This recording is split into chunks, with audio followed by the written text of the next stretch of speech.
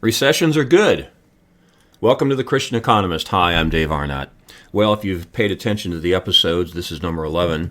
I do have kind of catchy titles, and that's what this one is. Certainly there are good and bad parts of recessions. I'm going to break this episode into 3 parts: preview, purpose, and prediction. First, the preview. Well, there are good and bad things about recessions. The bad thing is, of course, is that people are out of jobs. Unemployment goes up. People are not able to consume the way they are during an up economy. And so economics can be seen very simply. There's 2 elements. There's growth and there's recession. That's it. The question, which one are we in? So in this preview, let me define recession a little bit. Well, simply, supply is greater than demand. That's it. Supply is greater than demand. Since World War II, we've had 10 recessions. As I record this on January 1st of 2020, we are overdue for our next recession. We've had 10 since World War II. We are now in the 11th year of growth. A recession is overdue. Will one happen in 2020? Well, I said there's 3 parts of this episode. Stay tuned for the prediction in about 8 minutes. So, supply gets greater than demand. Why is that? Well, if you look on my website, davearnott.com, there's a little blue book called Economics in the Christian Worldview. Currently, Sergei Seidamatov and I are adapting that into a full 14-chapter book, which will be out in 2020. In this book, Sergei and I say that there are 10 biblical commands of economics.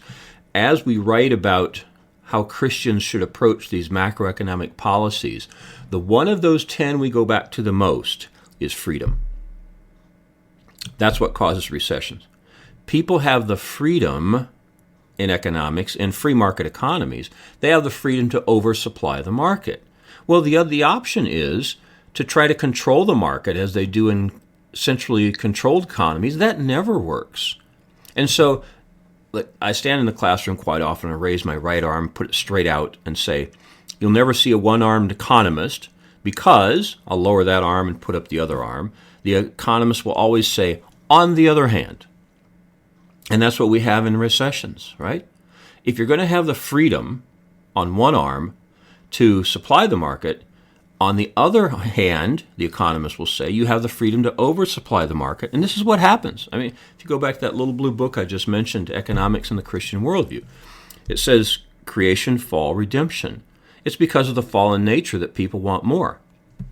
Look, I've always often said, I've been 3 times to a country where they don't have recessions.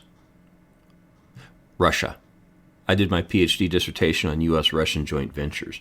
Okay, they have ups and downs, but not like we do in developed free market economies like the United States and Europe and Japan and the other OECD countries. Their economy doesn't go down because it doesn't go up. Hey, if your economy is going to go up, it's going to go down. So a recession is defined as 2 consecutive quarters of shrinking GDP, gross domestic product. The economy slows down. It has to. That's the preview. What's the purpose? Well, in a very good book I use in my classroom by Gregory Mankiw, he says there's no purpose. I tend to disagree. I think there is a purpose of recessions. See, there's this thing called specialization, division of labor we get from Adam Smith. Everybody specializes. In a classroom the other day, I was trying to make the point that there's specialization. You may think a pitcher just throws a baseball. I would say there's 5 different kinds of pitchers. The starter, the long reliever, the short reliever, the setup pitcher, and the closer. One of my students even mentioned a 6th. And you thought they just threw a baseball. This is one of the best examples of specialization or division of labor. This specialization gives us great wealth because we can do what we do well, make money from it, and buy goods and services from others who specialize. So in a Christian worldview, we think God intended this. We think God made us different. He made some of us as preachers, some of us as teachers, some of us to do well. He made us all with different skills. And so this goes directly to our Christian worldview.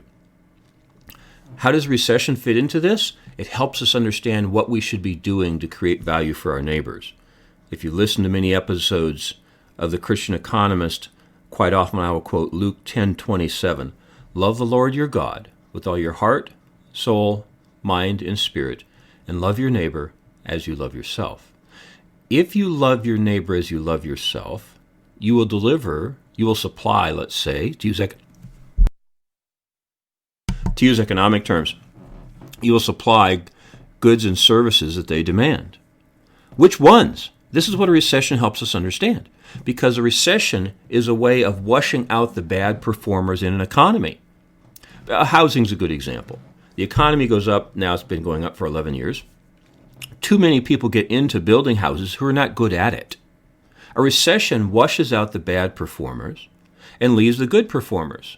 The other class I teach at the university, in addition to economics, is strategic management. My definition for strategic management is aligning an organization with its environment. Individuals align themselves also via specialization. And I say to my students, if I'd go to your home, your parents would take me into your room, and they'd probably show me a picture of you playing soccer at the age of 5 to 8. And you were probably the gnats or the mosquitoes or the bugs, the ladybugs, right? How many of you currently, I ask in the classroom, play competitive soccer? Maybe one hand goes up. Often no hands go up. What we found then is that somebody came alongside this person and said, maybe you shouldn't play soccer. Maybe you should play the tuba. Maybe you should be in dance. Maybe you should be in something else. Maybe you should find another way to create value for your neighbors, as we call it in economics, or in Christian economics, that's what we call it. Creating value for your neighbors. If you love your neighbors, you love yourself. You will find, what did God intend for you to do to create value to supply the needs of your neighbors? This is what recessions do. Just like somebody came alongside that 7-year-old soccer player and said, maybe God didn't make you to play soccer. Recessions say to people, maybe you shouldn't be in this business. Maybe you should be in some other business. So recessions provide that very good purpose for us. I love PragerU videos. There's one by Mike Rowe, the Dirty Jobs guy, and it's about passion. And without knowing it, he gives the Christian worldview perfectly. Because what he says is, don't follow your passion, because that's only about you. Do what creates value for others. See, that's what at Dallas Baptist University we call this servant leadership, right?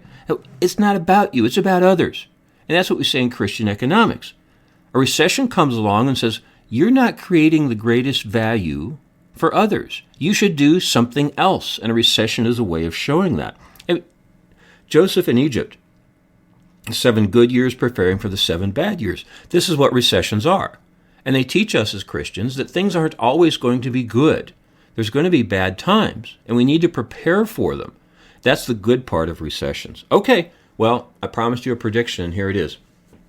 Well, predictions are difficult, said Mark Twain, especially those about the future.